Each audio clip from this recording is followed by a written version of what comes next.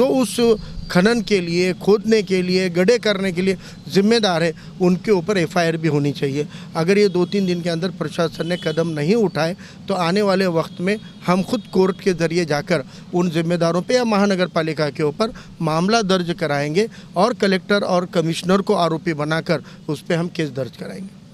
झरी गांव में जिन 4 नौजवानों की डूबने से मौत हुई, उनके परिवार वालों को मुआवजा दिया जाए और इस मामले में जो भी दोषी हो उन पर एफआईआर दर्ज किया जाए, अन्यथा हम कोर्ट द्वारा उन दोषियों पर एफआईआर दर्ज कराएंगे। ये कहना है वंचित बहुजन आघाड़ी के महाराष्ट्र के नेता फारूक अहमद का। वंचित बहुजन आघाड़ी नांदेड़ ने आज महाराष्ट्र के नेता फारूक अहमद के नेतृत्व में नांदेड़ जिला कलेक्टर से मुलाकात की। इस मुलाकात में वंचित बहुजन आघाड़ी ने ज्ञापन के माध्यम से मांग की है कि झरी में जिन 4 नौजवानों के डूबने से मौत हुई है, उनके परिवार वालों को आर्थिक सहायता दी जाए और साथ ही इन नौजवानों की मौत के कारण बने उन लोगों पर एफआईआर दर्ज कराई जाए, अन्यथा वंचित बहुजन आघाड़ी कोर्ट द्वारा इन पर एफआईआर दर्ज कराएगी। वंचित बहुजन आघाड़ी के प्रतिनिधि मंडल में फारूक अहमद के साथ वंचित बहुजन आघाड़ी के दक्षिण महानगर अध्यक्ष विठल गायकवाड़, उत्तर के महानगर अध्यक्ष अयूब खान, एडवोकेट शेख बिलाल, अफजल मोमिन, सादिक बाचोटीकर, जफर जलाल, सरफराज खान, अहमद खान के साथ अन्य पदाधिकारी मौजूद थे। हाल ही में यूनिवर्सिटी के पीछे झरी के पास में जो एक खाई बन गई है, जहां पर नौजवान तैरने के लिए जा रहे हैं लेकिन हादसे हो रहे हैं।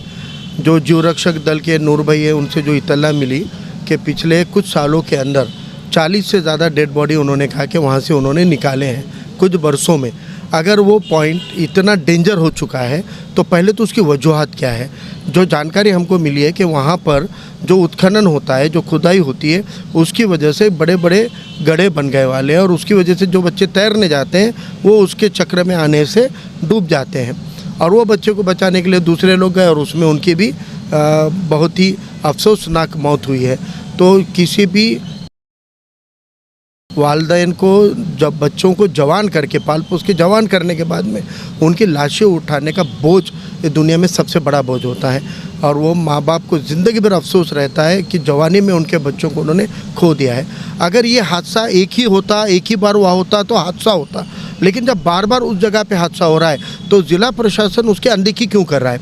हमने जिला प्रशासन को कहा है कि वहाँ पर एक तो वॉल कंपाउंड ले लें, गेट डाल दें, लोग वहाँ जाना नहीं चाहिए और अगर वहाँ पे लोगों को जाना ज़रूरी है और तैरना ज़रूरी है तो जीव रक्षक दल की तैनाती वहाँ पर करें और जीव रक्षक दल वहाँ नहीं रहेगा तो वहाँ पे किसी को भी जाने से पाबंदी। और जो बच्चों का इंतकाल हुआ है उस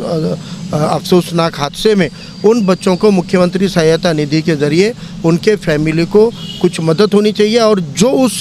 खनन के लिए, खोदने के लिए, गड्ढे करने के लिए जिम्मेदार है, उनके ऊपर एफआईआर भी होनी चाहिए। अगर ये 2-3 दिन के अंदर प्रशासन ने कदम नहीं उठाए तो आने वाले वक्त में हम खुद कोर्ट के ज़रिए जाकर उन जिम्मेदारों पे या महानगर पालिका के ऊपर मामला दर्ज कराएंगे और कलेक्टर और कमिश्नर को आरोपी बनाकर उस पर हम केस दर्ज कराएंगे। देखने के लिए हमारे चैनल को लाइक और सब्सक्राइब कीजिए। हमसे संपर्क करने के लिए 9049032007 पर कॉल या व्हाट्सएप कर सकते हैं।